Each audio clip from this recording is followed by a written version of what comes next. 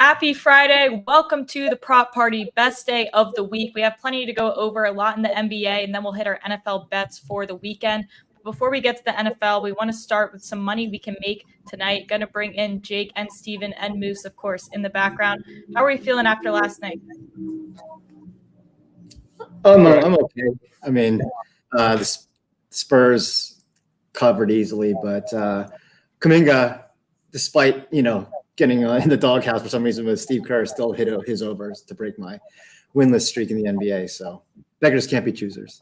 Well, what's interesting with Kuminga is that he was one of the only guys with a positive plus minus. Yeah, I mean, I honestly didn't watch. I missed the thrilling ending, and I didn't watch once I saw he had 24. Same. I just sweated out Kuminga, and then I was done. Yeah. Like, it would be if he had 6 turnovers, it makes sense, but he had 1 turnover and 4 assists. So that was a little. And then they blew an 18-point lead with him not on the court, so it was an odd decision.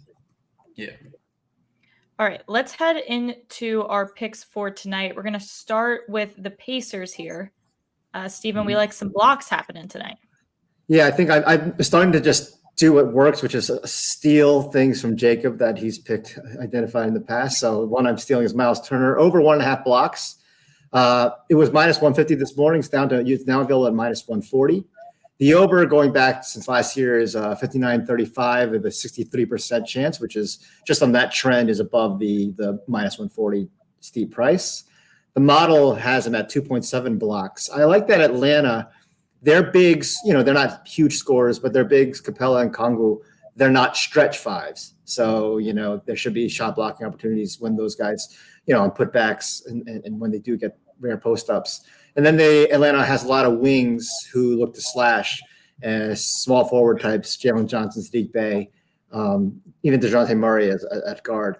So I think there's opportunities for Turner to get his blocks that way. He's 11 of his last 13, 2 or more blocks.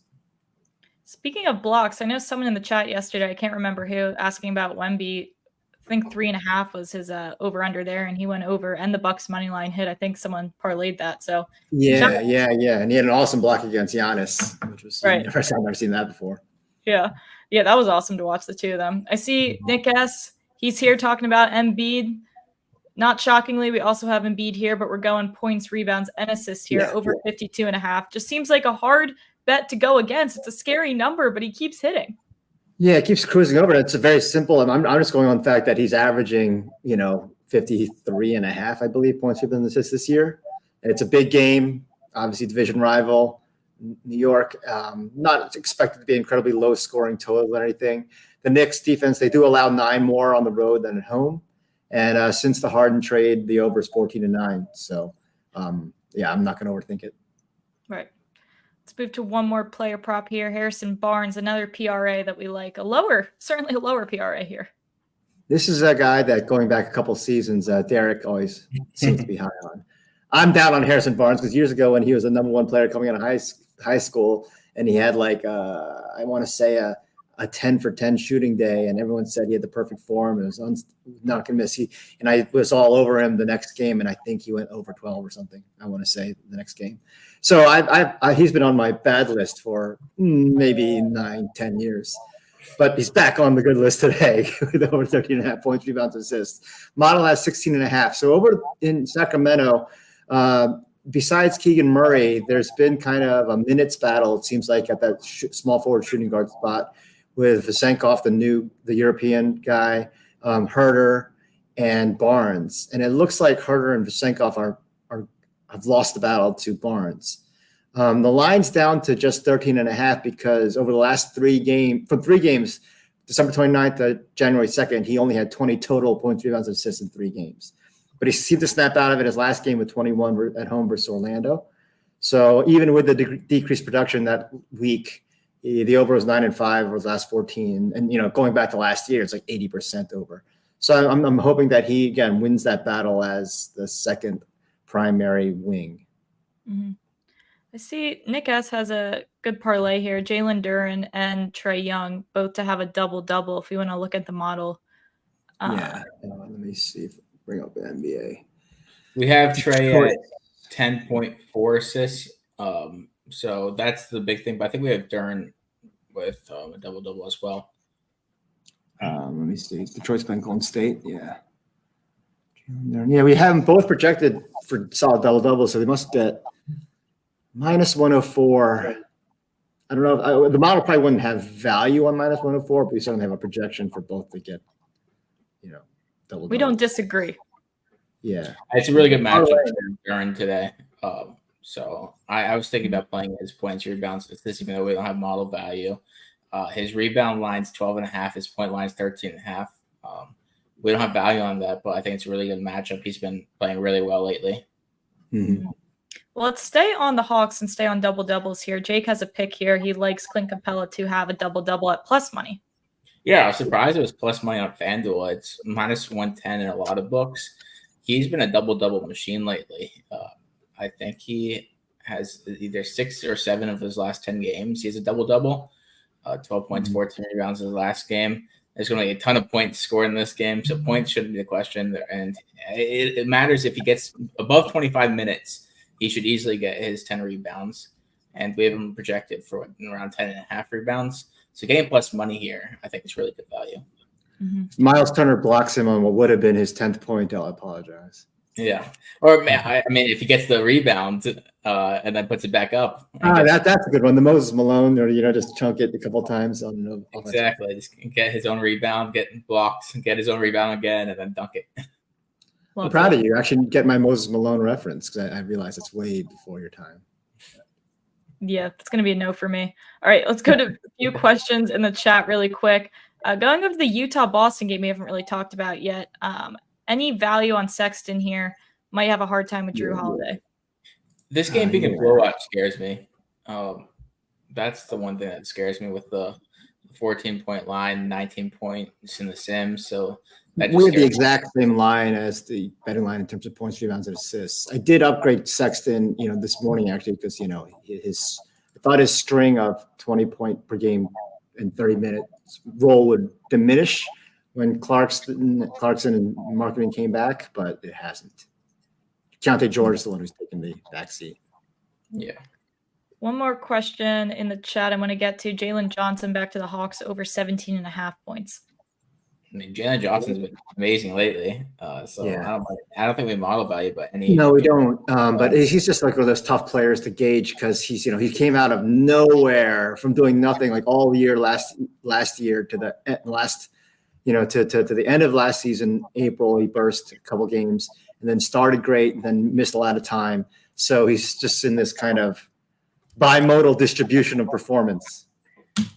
So he was just so raw coming out of Duke. He was just a little bit of a disappointment, but he flashed.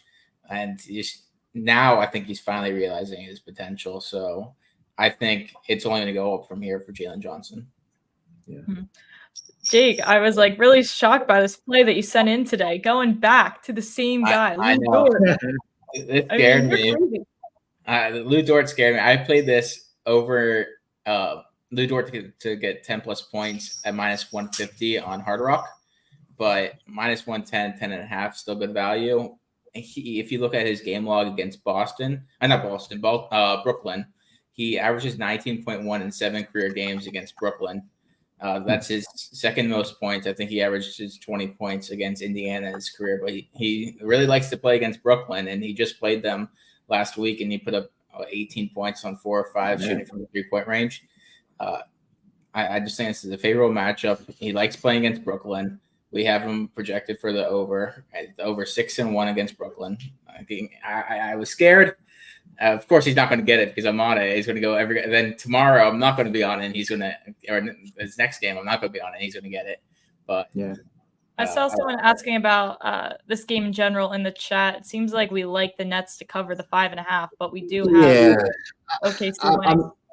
This is one of those classic cases where I don't know what Nets team is going to show up.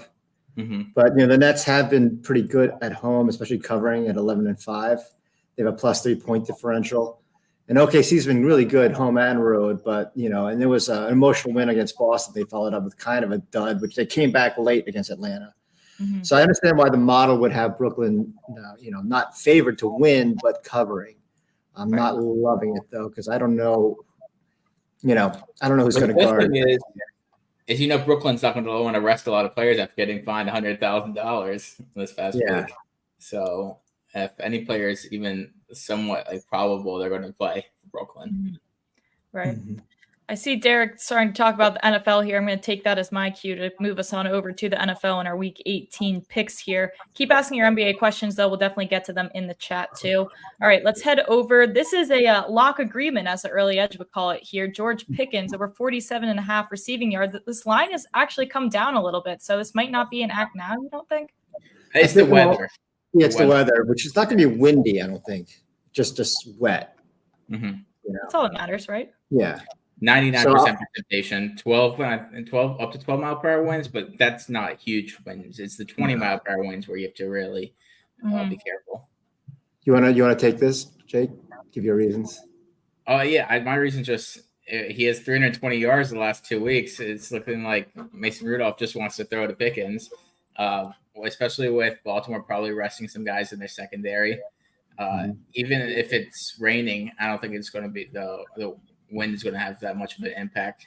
So we have 66. We have almost 20 yards of value. I really like this play. Yeah, I think that Pickens, the good thing about him is whether it's a short pass that he takes for 70 yards or a long one, they put him all over the field wherever the opportunity is to catch it. And he's had over 50% of the team's receiving yards the last 2 weeks. So that drops in half. Mason Rudolph's line is right around 193, I think, and the model has it a little above that, so call it 200 for simple math. So I think that he's not going to get less than 25% of that. Yeah, and also Pickens receiving line, I think it's 3.5 receptions, and he averages 18 yards per reception. So if he gets just three receptions, he should hit the over. I mean, the Ravens defense, with this, obviously some guys are going to be sitting. We also do the bend but don't break. There's a reason why the Ravens are number one by a large margin, actually, in terms of points allowed defense, but not in yardage. So we concede things up to the 30-yard line. All right, let's move on quickly. We'll start heading to other side. Tyler Huntley here. This is a Steven pick, but I actually do believe in this pick a lot because it does have a lot of value as well. Last year, if Tyler Huntley hadn't called his own shot and tried to take it over the top from 2.5 yards out against Cincinnati, we would probably win that game. And this line is probably 195, but it just left such a bad lasting image for Huntley. But Huntley, this is his opportunity, chance to start elsewhere. We're not going to be able to keep him because he's a high-priced backup, and Lamar's new contract won't allow us to spend $4 million plus for a backup quarterback. Huntley is basically 90% as effective as Lamar between the 20s. He's just 10% as effective in the red zone and in our own end zone. So I think that and the same benefits that Todd Monken's system came for Lamar, but will impact Huntley as well. When last year he filled in for Lamar hurt, but he was hurt a lot himself. So I don't look at those low yardage numbers from last year where he missed time himself and we were playing our third stringer. 2 years ago when Lamar was out, under the Greg Roman passing game, Huntley had games of 219, 270, 215, 196 passing yards. He had one under, and that was against Pittsburgh, but still he's fine. And they're not posted yet, but I would also be intrigued to see what the backup wide receiver tight ends like Charlie Kohler, Laquan Treadwell, even Tylen Wallace, what their lines would be. Because if those guys, assuming they might have had more reps with Huntley, playing backup reps, playing scout team against defenses, that maybe they have some chemistry there. Yeah. Well, that logic's worked for us a decent amount this year, too, when the backups are playing with guys they play on the practice squad with. All right, let's move over to Dameon Pierce now. Steven, real quick. I know Huntley's big problem is scoring touchdowns. And I think in 3 of his last 5 starts, Justin Tucker has 3 or more field goals, and Justin Tucker field goals. I know we have him projected for this one. Well, that's what I think Derek's been in the chat. You don't think Derek's coming in with the players? Yeah, I know. It's stealing his thunder. Yeah. But I totally agree. Yeah, totally agree. All right. Anyway, yeah. David Pierce. So Pierce is obviously Devin Singletary's clear-cut number one at running back for Houston. But and Pierce only had 8 carries in week 14 to 16 combined. But last week he did have 8, and they were up big against Tennessee. But I just think that seems in Singletary, after he has heavy workloads, they don't want to put too much on him. So he had a 2-game stretch where he had 52 carries, then followed by 6 and 8. And then he had 39 carries over 2 games, and then it just dropped to 9 and 16. So I'm thinking they want to, that Houston will work heavily on the run. As good as Stroud is, Stroud's strengths are often his, lack of interceptions. And last week they really relied on the run. And so I think there's a chance to be in that 30-run territory.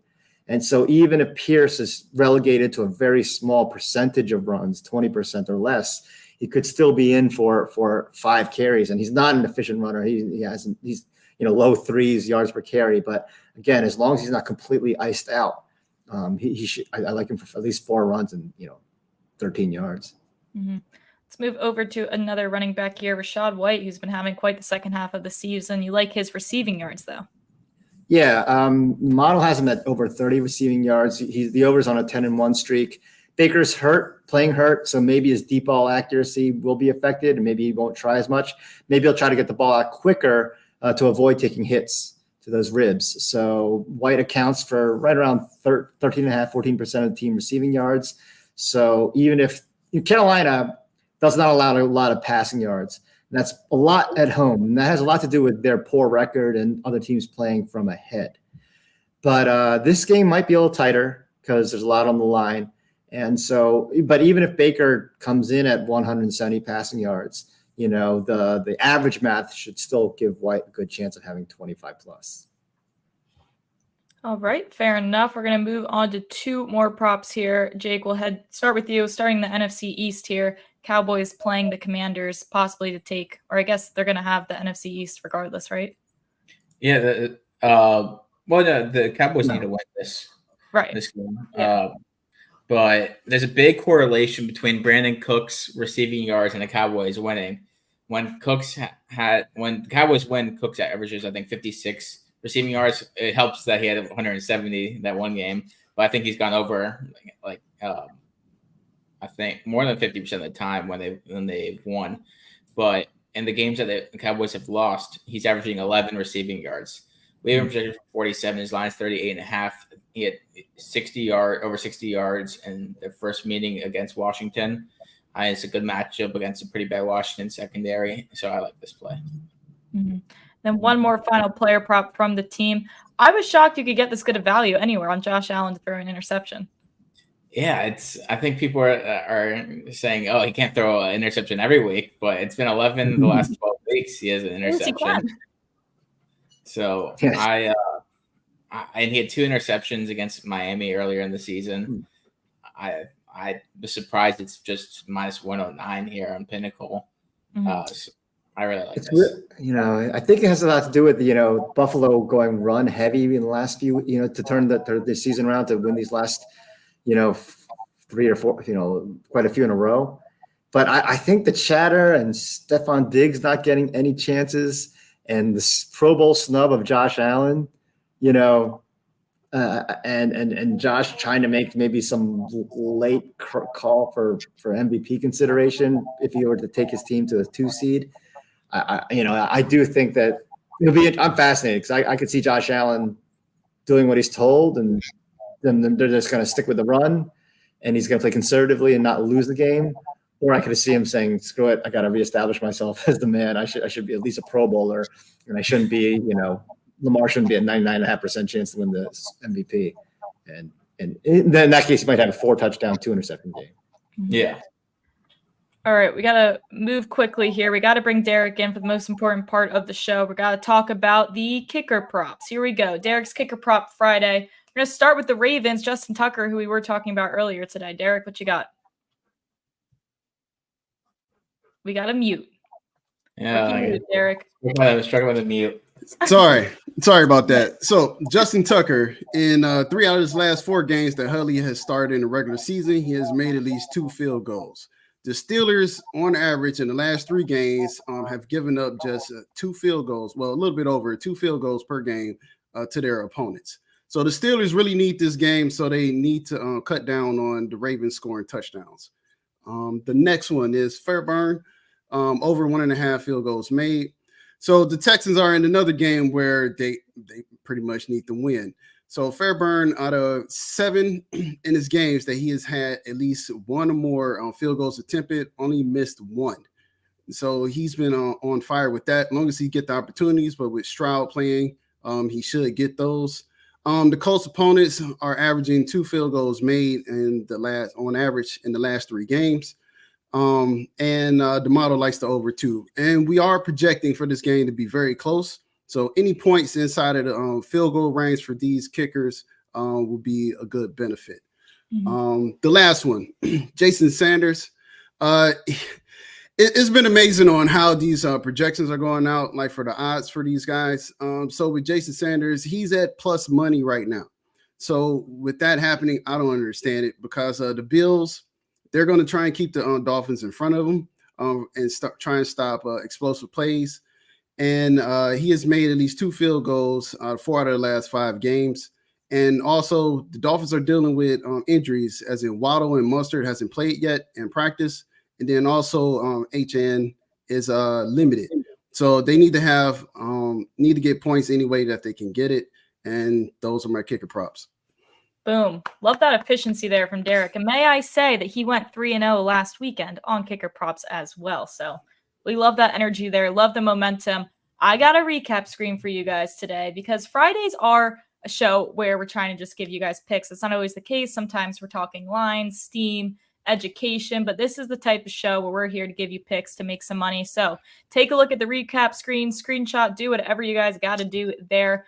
Plenty of picks to get you through the weekend and through tonight. With that said, good luck with all of your picks tonight. Big weekend in the NFL, and we will see you guys on Monday.